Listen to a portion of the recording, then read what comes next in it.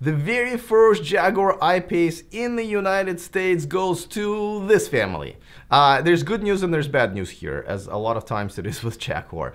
Let's just save the good news for just a little bit later. Let's just start with bad news. The bad news is that Jaguar still has no clue how to do marketing, and especially how to do marketing for the I-Pace, their electric car. We already remember when they just came out with it, they did this little switcheroonie race with a Model X, made it look like, you know, I-Pace is just beating the hell out of it, and nobody liked it. It was a little sneaky. Genius in terms of how they did it. It was the best hack job I've ever seen, but I still, nobody liked that. Now they are, you know, this is from their press release. This is a family that is the first family of, you know, that getting a Jaguar. By the way, if you want to do a photo op and you know, getting a car delivered, can it be in the at least popping color? Can it be like, if this car is any grayer, I literally will know where the payment ends and the car begins. Make it red, make it whatever, just okay. Now, secondly, you know, this is not helping the electric car community. Nothing says that electric cars are for rich people only right now, like delivering it to a very rich looking family in Florida with a multi-million-dollar house in the background.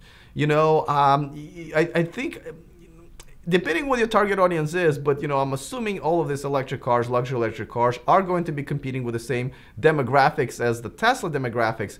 And I gotta tell you, Tesla demographics is not all rich people. There's a lot of nerds who can barely afford it, like myself, actually. And people who are, you know, this is one of their largest bill, you know, monthly bills, but they really love the technology and they want to be a part of the movement. So this is not exactly a typical Tesla customer right here. So yeah, I would definitely maybe pick a different car color, different family, just different way how to do this. Now, so this is the bad news, right?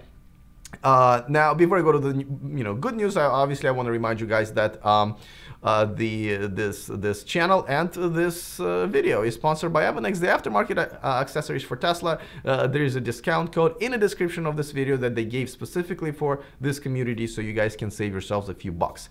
All right, back to the family. Well, there are a couple other things I have to say. There's an interview in that press release with Mark, the guy in the picture, right, the head of the household, and it really just reads like it was written by their press department. There are a couple of quotes that, you know, like for example, he says that he is he's not a big fan of Tesla because of the finishes, and also he tried other luxury hybrids out. Now, doesn't necessarily answer a question, have I owned an EV before, because there are other electric car vehicles, you know, besides Tesla, and hybrids does not really count as electric vehicle unless they're plug-in hybrids, but okay. But there's another quote, he basically says that, hey, I'm a huge tech fan, I'm a huge car guy fan, but I've never really, you know, drove or really know much about Teslas and EV technology. But EV technology really is exactly that. If you're a car guy and if you're a tech guy, this is like the perfect technology for you to be into. So stuff like that in this interview just tells me that they, you know, it was almost like, maybe it was like an interrogation kind of a admission letter, right? Where you just sign at the bottom and confession letter and just give it back, right? So even if he wrote it, I just don't think this is the right guy to promote something like this. Now, okay, so let's move on with the good news. The good news is that Jaguar, I think, is understanding how they can beat Tesla a little bit better now, and I think this is, I'm hearing from more and more companies. I just interviewed the CTO of Lucid Motors. He had a very also good understanding of that. They're trying to beat Tesla. Well, first of all, they acknowledge Tesla. That's number one. I hate when big brands say, you know, Tesla is really good, but, you know, we're just going to do our own thing over here, right? No, Tesla is the best EV out there, all of them, and you need to try to beat them if you want to produce good electric cars. That's your, you know, that's sort of the measuring stick, measuring mark, whatever you call it. Anyway, so.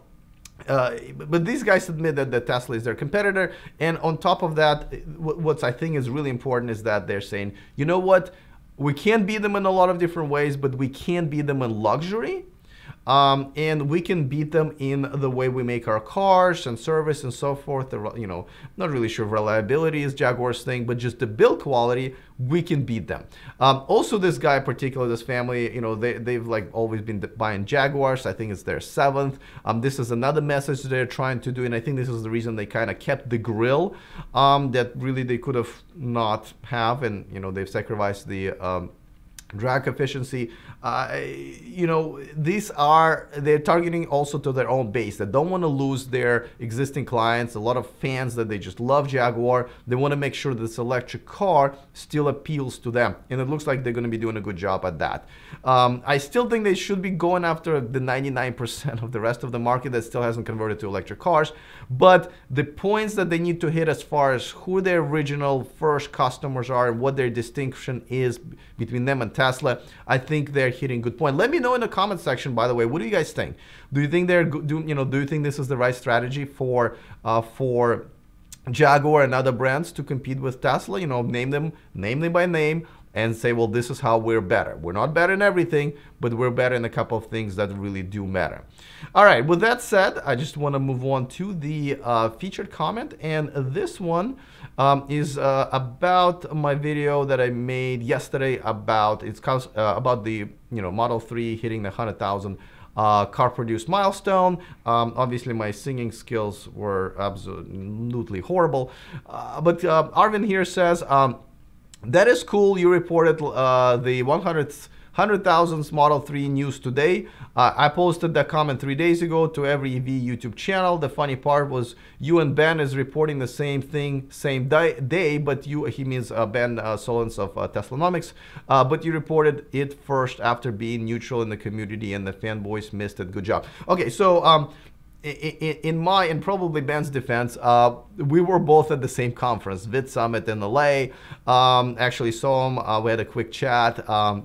So we were out, and when the news hit, and then there's a weekend, right? So the first chance I had, I definitely reported because I do think this is a big deal, as I said in my video. And so I can't speak for Ben, whatever, but yeah, definitely. If you're a Tesla fan and a Tesla YouTuber, you should cover it. But if you're an electric car YouTuber, you should cover it because Model 3 is that car that's making this movement and this technology legitimate, mainstream, and really just the in front of this revolution. So yeah, no, I believe this is a big deal, and I think this is what's making Tesla a major player in the game, because they're now outselling, Mercedes United States, Jaguar overall, and then the Q3 Porsche, right? And those numbers are only continue to grow. They're going to end up selling more and more Model 3s and beating more and more legacy automakers, which will make them bigger and bigger in everyone's eyes. So I think that's a good thing, and yeah, it is definitely worth mentioning. But thank you for posting both comments. I really appreciate it.